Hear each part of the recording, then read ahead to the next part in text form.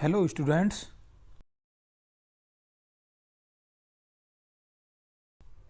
इस वीडियो में हम क्लास 7 की एक्सरसाइज 5C के क्वेश्चनों को हल करेंगे। देखिए क्वेश्चन नंबर 1 में क्या दिया गया है हमें। यहाँ पर एक नया शब्द आया है माध्यिका। तो पहले इन प्रश्नों को हल करने से पहले हम ये समझते हैं माध्यिका क्या होती है। माध्यिका क्या होती है? जब हम किसी त्रिभुज के शीर्ष से, देखिए पहले हम एक त्रिभुज बना रहे हैं। ये हमने एक त्रिभुज बनाया, त्रिभुज इसे नाम दे दिया ABC। ये कोई त्रिभुज है। तो जब हम त्रिभुज के किसी शीर्ष से, हमें पता है एक त्रिभुज में 3 शीर्ष होते हैं, A, B और C।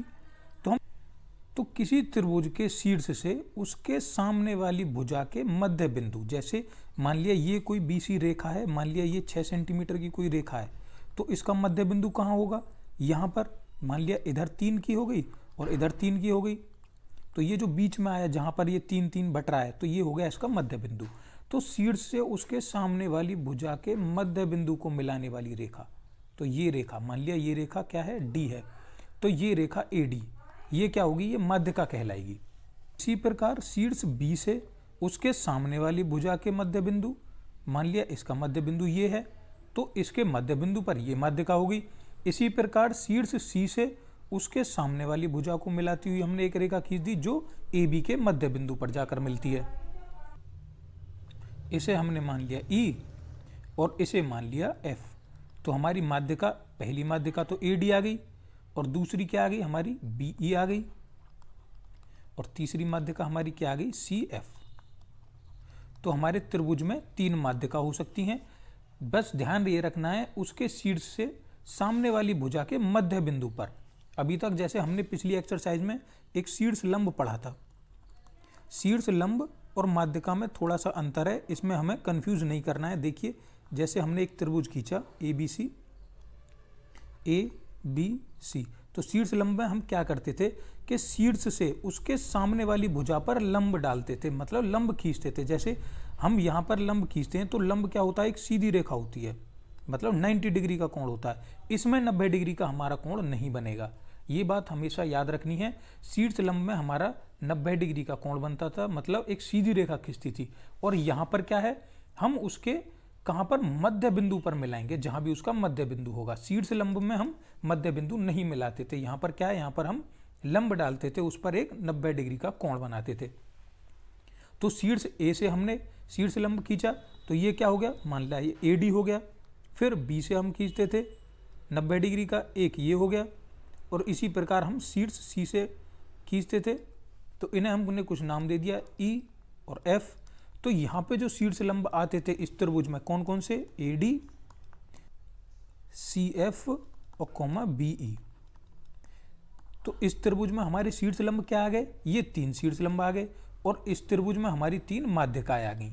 बस हमें ध्यान इस बात का रखना है कि शीर्ष लंब में हमारा 90 डिग्री का कोण बनता था और माध्यिका में हम मध्य बिंदु से मिलाते हैं।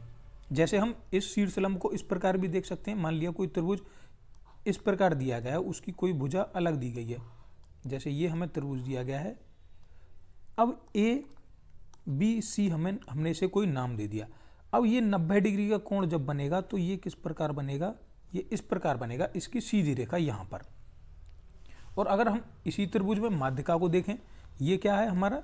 ये शीर्ष लंब है। अगर हम इसी प्रकार के त्रिभुज में माध्यिका को देखें,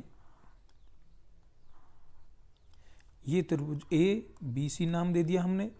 तो अगर ये कोई रेखा है तो इसका मध्य बिंदु यहाँ पे होगा, मान के चल रहे हैं हम। तो जो माध्यिका खींची जाएगी वो यहाँ से ऐसे खींची जाएगी। तो ये जो माध्यिका होगी AD, ये इस त्रिभुज की क्या होगी? माध्यिका।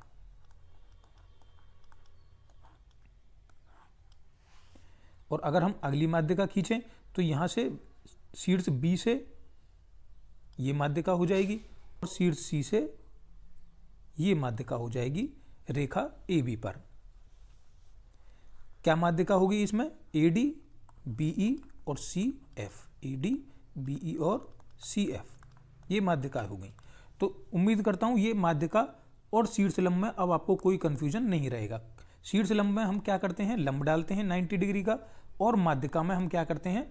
उसके सामने वाली भुजा का बिंदु पर मिलाती हुई एक रेखा खींच देते हैं, उसे आधा आधा बांट देते हैं। अब देखिए जहां पर ये बिंदु हमारे शीर्ष लंब में मिलते थे, जैसे माना शीर्ष लंब में ये बिंदु जी आता था, जहां पर ये सभी बिंदु आपस में मिलते थे, तो हम जी को क्या कहते थे? हम जी को कहते थे लंब केंद्र, लंब केंद्र। इसी प्रकार जहां पर ये माध्यिका मिलेगी, आपस में सभी बिंदु मिलेंगे, तो उसे हम क्या कहेंगे? मान लिया इसे ओ मान लिया, तो हम ओ को क्या कहेंगे? इसे कहेंगे हम केंद्रक। और केंद्रक को हम क्या कहते हैं? सेंट्रॉइड कहते हैं। शीर्षलंब जहां पे मिलेगा उसे हम लंब केंद्र कहेंगे, और माध्यिकाओं के सभी बिंदु जहां पर मिलेंगे उसे हम केंद्रक कहेंगे। अब हम इसकी डेफिनेशन लिख लेते हैं। देखिए बच्चों, हमने कैसे डेफिनेशन लिखी माध्यिका की, मीडियन की? हमने क्या डेफिनेशन लिखी? किसी त्रिभुज के शीर्ष से, मान लिया कोई एक त्रिभुज है, उसके शीर्ष से, एक त्रिभुज के 3 शीर्ष होते हैं, ए बी सी, उसके शीर्ष से उसके सामने वाली भुजा के मध्य बिंदु, इसका जो मध्य बिंदु होगा इस रेखा का, अगर मान लो 5 सेंटीमीटर की रेखा है तो 2.5 का इसका मध्य बिंदु होगा, तो 2.5 पर मिलाने वाली रेखा, मध्य बिंदु को मिलाने वाली रेखा त्रिभुज की माध्यिका कहलाती है। यही इसकी क्या होगी? माध्यिका होगी। इसी प्रकार ये इसकी माध्यिका होगी जो शीर्ष बी से जा रही है, ये इसकी माध्यिका होगी जो शीर्ष सी से जा रही है। इसे हम कोई नाम दे देते हैं, वही हमारी त्रिभुज की माध्यिका कहलाती है। AD, CF और BE हमारी क्या होगी? माध्यिका होगी। देखिए केंद्रक की परिभाषा किस प्रकार है? केंद्रक मतलब सेंट्रॉइड। सेंट्रॉइड की परिभाषा क्या है? वह बिंदु जहां पर त्रिभुज की तीनों माध्यिकाएं आपस में मिलती हैं। तो हमारा ये बिंदु हो गया, यहाँ पर त्रिभुज की तीनों माध्यिकाएं आपस में मिल रही हैं।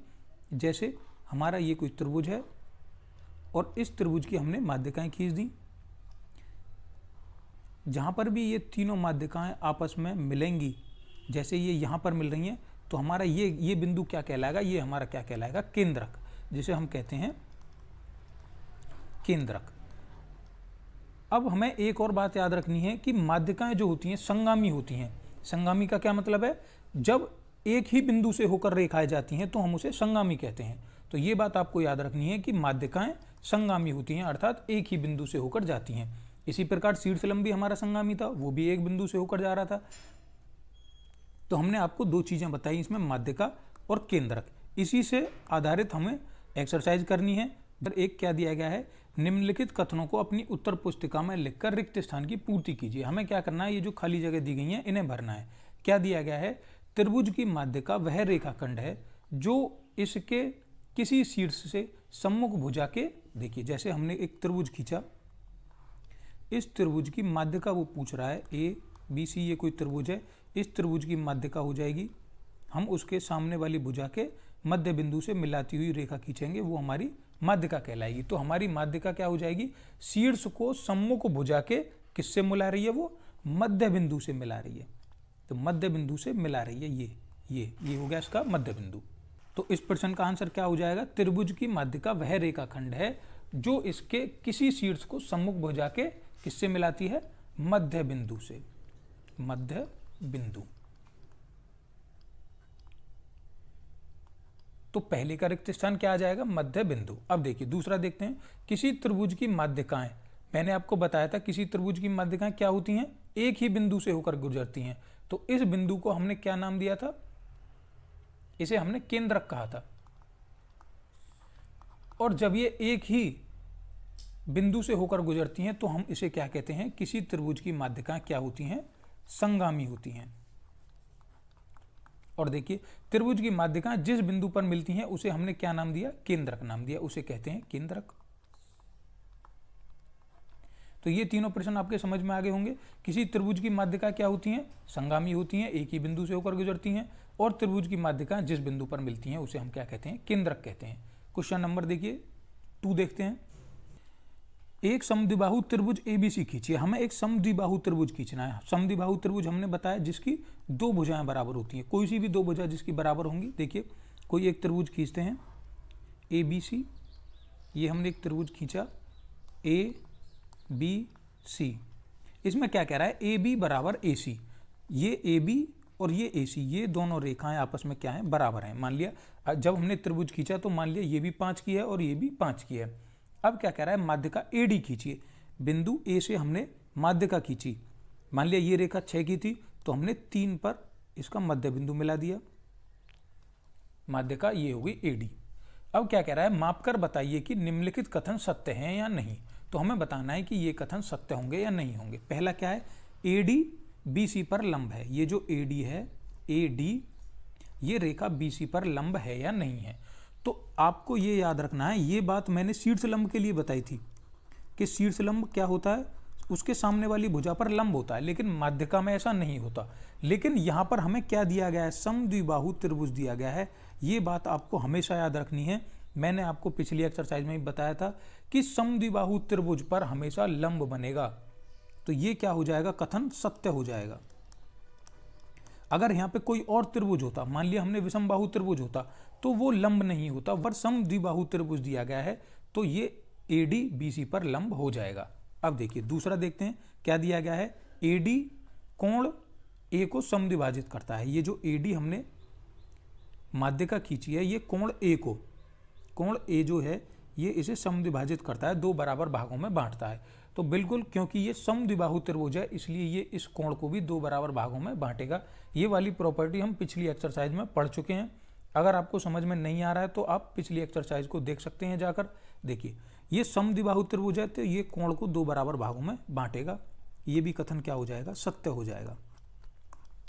AD BC का लंब समद्विभाजक है। नंबर 3, AD BC का लंब समद्विभाजक है। बिल्कुल ये बात भी हमारी क्या हो जाएगी, सत्य हो जाएगी, क्योंकि ये 2 बराबर भागों में बांट रहा है इसे भी, तो ये भी हमारा कथन क्या हो जाएगा, सत्य हो जाएगा। क्वेश्चन नंबर 3 देखेंगे, AD BE और CF किसी त्रिभुज ABC की माध्यिकाएं हैं। तो एक त्रिभुज बनाते हैं ABC, एक त्रिभुज बनाया हमने ABC। क्या कह रहा है, AD BE CF किसी त्रिभुज की माध्यिकाएं हैं। अब हमें इसकी माध्यिका बनानी है। देखिए माध्यिका खींचते हैं, AD BE और CF, ये हो गई इस त्रिभुज की माध्यिकाएं। और क्या कह रहा है, G इसका केंद्रक है। ये मान लिया हमने, केंद्रक कहाँ है, बीच में इसका G, जहां पर सभी बिंदु आपस में मिल रहे हैं। यदि BE बराबर CF है, BE देखिए BE कहाँ है, यदि BE ये वाली रेखा, BE ये वाली रेखा और CF कहाँ पर है, ये वाली रेखा, ये दोनों यदि आपस में बराबर हैं तो क्या कह रहा है, GBC किस प्रकार का त्रिभुज है। GBC कौन सा त्रिभुज पूछ रहा है हमसे, ये वाला GBC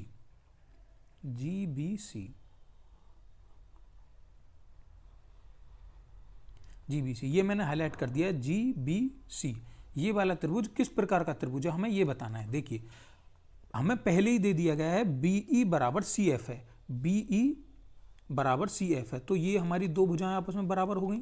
हमसे ये पूछ रहा है कि हमारा ये जो त्रिभुज बनेगा GBC, ये वाला त्रिभुज GBC ये किस प्रकार का त्रिभुज होगा। पहला ऑप्शन दिया गया विषमबाहु हमें पता है जिसकी एक भी भुजा बराबर नहीं होती, लेकिन हमें यहाँ पर 2 भुजाएं ये बराबर दे दी गई हैं, तो ये तो होगा नहीं हमारा पहला। दूसरा क्या दिया गया है, समद्विबाहु त्रिभुज जिसकी 2 भुजाएं बराबर होती हैं। अब देखिए यहाँ पर ये 2 भुजाएं बराबर दे दी गई हैं, तो हमारा यही इसका आंसर सही हो जाएगा। और समबाहु क्या होता है, जिसकी सभी भुजाएं बराबर होती हैं, लेकिन हमें यहाँ त्रिभुज की 2 भुजाएं ही बराबर में दी गई हैं, तीसरी भुजा बराबर नहीं दी गई, तो ये समबाहु त्रिभुज भी नहीं होगा। तो इसका आंसर क्या हो जाएगा, समद्विबाहु इसका आंसर हो जाएगा। इसी के साथ आपकी ये एक्सरसाइज 5C यहाँ पर ख़त्म होती है। अगर आपको इस एक्सरसाइज में कोई डाउट है तो आप पूछ सकते हैं। अगर ये एक्सरसाइज आपकी समझ में आ गई है तो अच्छा है, और आप पिछली वीडियो को भी देखते रहिए। आपको पूरी वीडियो शुरू से एंड तक देखनी है। जब तक आप शुरू से एंड तक नहीं देखेंगे तो आपको डाउट बना रहेगा।